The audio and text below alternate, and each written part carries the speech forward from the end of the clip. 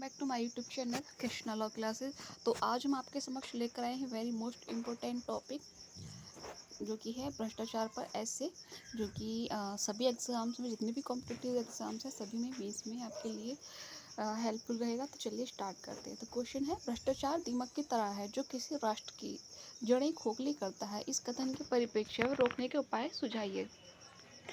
Answer है, भ्रष्टाचार का अर्थ है कोई व्यक्ति अथवा संगठन अथवा निर्धारित कानूनी दायरे से परे जाकर अनुचित ढंग से किसी व्यक्ति अथवा संगठन को लाभ पहुंचाए तथा बदले में धन अथवा सुविधाएं प्राप्त कर सार्वजनिक हित को नुकसान पहुंचाए। मतलब ये कि कोई भी व्यक्ति मतलब पैसों के लालच में आकर, ठीक है, किसी को लाभ पहुंचाए, ठीक है, और खुद अपने लाभ के लिए, दूसरे के लाभ के लिए वो किसी थर्ड पार्टी को मतलब कि एक तरह से समाज को नुकसान पहुंचाता है। और भ्रष्टाचार बोध सूचकांक 2021 में भारत में रैंकिंग 180 देशों में भारत की 85 है, ठीक है। और भ्रष्टाचार किसी भी देश के विकास की जड़ों को पनपने नहीं देता है। रोजगार, आर्थिक समानता आदि में अनुचित व अनैतिक दृष्टि से काम करके किसी राष्ट्र की जड़ों को खोखला कर देता है। इसे हम एग्जाम्पल से समझेंगे। मान लीजिए कि काफ़ी बच्चे परीक्षा में बैठते हैं, ठीक, और उनमें कुछ बच्चे मेहनत करते रहते हैं, लगातार मेहनत करते रहते हैं, लेकिन उनको कुछ हासिल नहीं होता। लेकिन कुछ बच्चे सोर्सेज से, ठीक है, सोर्स लगाकर परीक्षा पास कर लेते हैं, उन्हें बिना मेहनत के ही फल प्राप्त हो जाता है। तो ये एक तरह से भ्रष्टाचार है, जो कि जो समाज है, हमारे देश है, उसकी विकास की जड़ों को पनपने नहीं देता है और रोजगार, आर्थिक असमानता आदि में अनुचित व अनैतिक दृष्टि से काम करके राष्ट्र की जड़ों को खोखला करता है, उस राष्ट्र की अर्थव्यवस्था को चौपट कर देता है। निम्नलिखित कारण इस कथन को सही सिद्ध करते हैं। तो क्या क्या कारण है?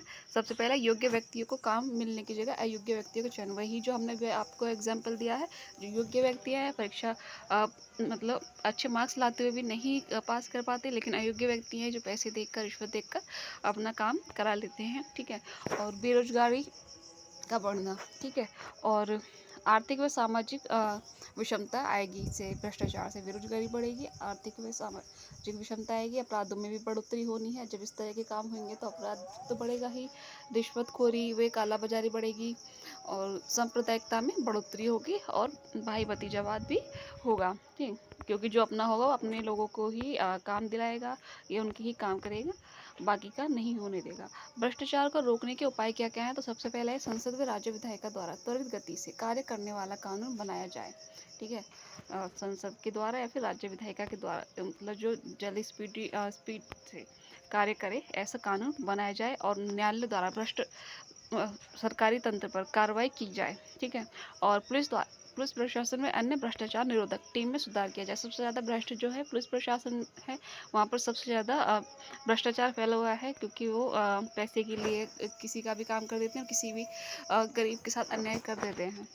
नेक्स्ट है, सूचना का अधिकार 2005 को अधिक प्रभावी बनाया जा सके, इनके बारे में जागरूकता फैलाई जाए, लोगों को महापुरुषों के मार्ग पर चलने के लिए प्रेरित किया जाए, किसी भी सरकारी योजना की अंतिम बिंदु तक निगरानी की जाए, राष्ट्रीय सर्वोपरि की भावना को विकसित करना। अतः भ्रष्टाचार किसी राष्ट्र की जड़ों को खोखला कर देता है, जो भारत में काफ़ी गहराई पर स्थित है।